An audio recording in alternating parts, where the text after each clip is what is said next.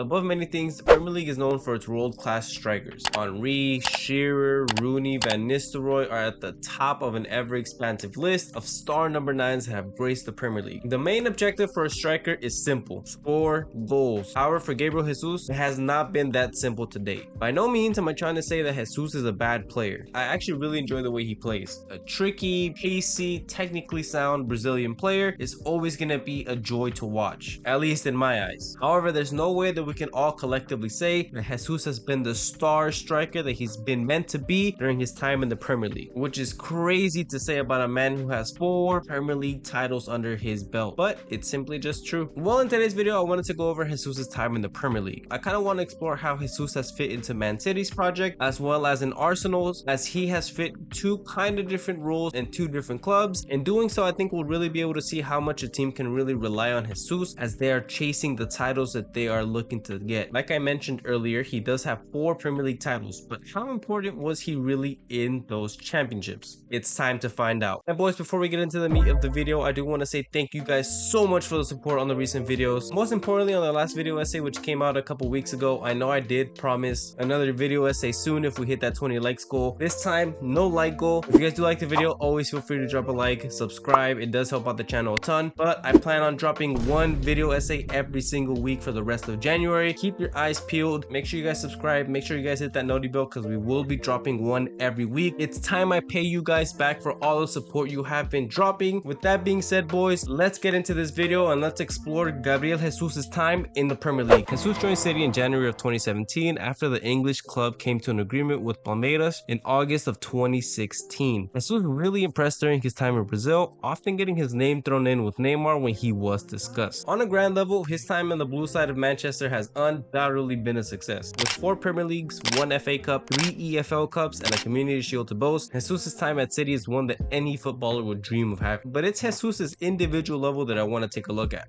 Being the number 9 for arguably the best team in the world has to come with some insane personal statistics, right? Well, Jesus' first outing for City was in the 16-17 season, but he did join the squad in January, meaning he didn't get a full season at City. Despite this, he did manage 7 goals and 5 assists that year in 11 appearances, which for a 19-year-old kid who just moved across the world from Brazil to England isn't that bad. One interesting note here that we will revisit later in Jesus' career was that he was utilized twice on the right wing this season. The 17-18 season saw Jesus lift his first Premier League with City as he registered 17 goals and 5 assists across 42 appearances. Not too much of an increase in output from the last season, but we do have to give him the benefit of the doubt. This was his first full season, and like I mentioned, he did just move from Brazil all the way to England. That being said, his performances still allowed City to capture the title and even achieve Centurion status. So clearly, Jesus was doing something right. From the 18-19 season to the 19-20 season, Man City captured another title and then just barely were beat to a 3rd in a row by Liverpool. So by that theory, Jesus, who was the leading number 9 for this side, must have put up some insane numbers, right? Let's revisit that question. In another title-winning side, Jesus had to have put up good numbers as a forward. We know he was performing well. We know he was creating chances, making his presence known, but was he scoring goals as a striker? Well, to this point, in all 4 of his seasons, Jesus had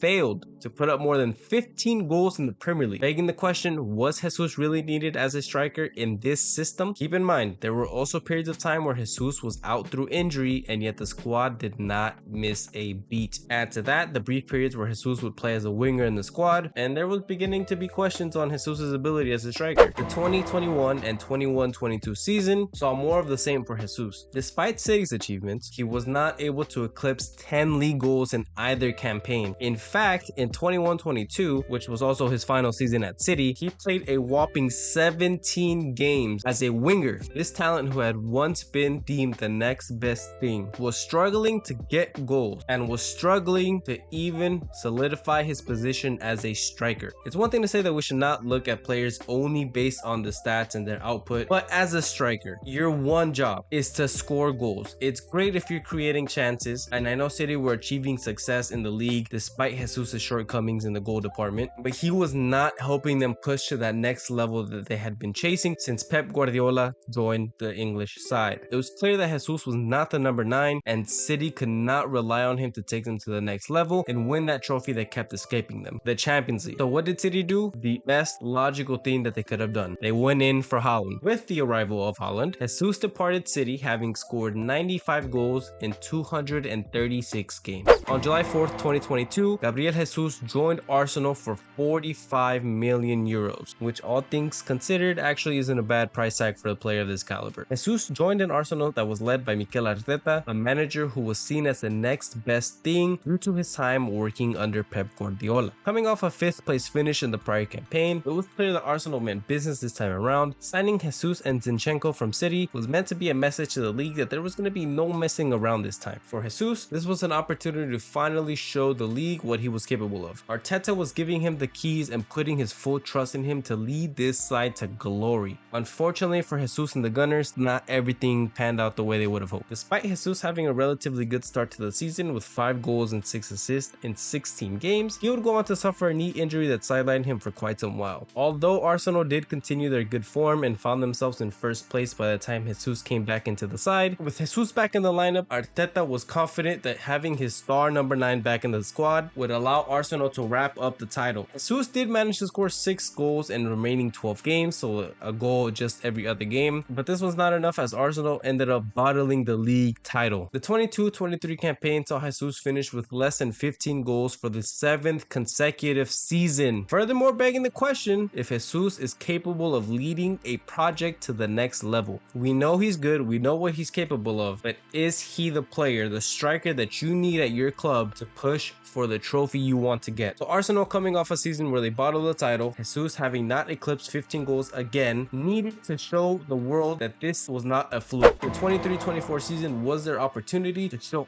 everybody that they were going to be improving off the last season and push for that league title. Well, if we look at the season Jesus is having thus far, you'll see that at the moment he is on pace to once again fail to hit 15 goals. Although Jesus is undoubtedly a player who is capable of doing more on a football pitch than just scoring the ball, but at the end of the day, this is his main objective as a striker. He needs to score goals. He was brought into Arsenal in order to take him to the next level, and so far he has failed to do so from a goal scoring perspective. While it is okay to rely on other players such as Saka, Martinelli for goals, all eyes will eventually fall on your number 9 once things start to take a turn for the worse, especially when you're in a title race and you start blowing results that are must-win games. Whether we see an upturn from him anytime soon is still yet to be seen. Arsenal as a whole have slightly regressed this season depending on who you ask. They're still in the title race, but for whatever reason it seems like things just are not clicking for them, meaning that now more than ever Jesus needs to step up and start scoring goals. Maybe, just maybe, it's time we start to accept that Jesus maybe just is not the number 9 he was envisioned to be. Jesus is a player that's a benefit to any team. His flair, ability on the ball to create, and awareness of space on a football pitch are attributes that any manager would love to have. However, as a striker, it's safe to say that Jesus has tricked the footballing world. His lack of goal scoring output for nearly a decade now in the Premier League is more than enough evidence when we consider his case. It could be time for Arsenal to do the same thing that Man City did when they were chasing the Champions League trophy and to push their project to the next level. They are linked with Tony and Solanke, who Tony had a great season in the past. Solanke is currently having a great season. It's still yet to see what will happen with that number 9 position at Arsenal. Let me know what you guys think in the comments down below about Gabriel Jesus. Like I mentioned, I honestly do think he's a good player, but I don't think he's the number 9 that most teams are going to need, or at least able to rely on to get them consistent goals throughout the season. With Saka and Martinelli at Arsenal, who are occupying those wing positions, if they end up getting a number 9, I could see Jesus leaving, but again, let me know what you guys think in the comments down below. Like I mentioned, boys, video essay coming every week. I already have some ideas I want to work on, but if you guys have any that you guys want me to pursue, let me know in the comments down below and I will keep them into account. If you guys did enjoy, don't forget to leave a like, comment, and subscribe. Thank you boys for watching. Peace.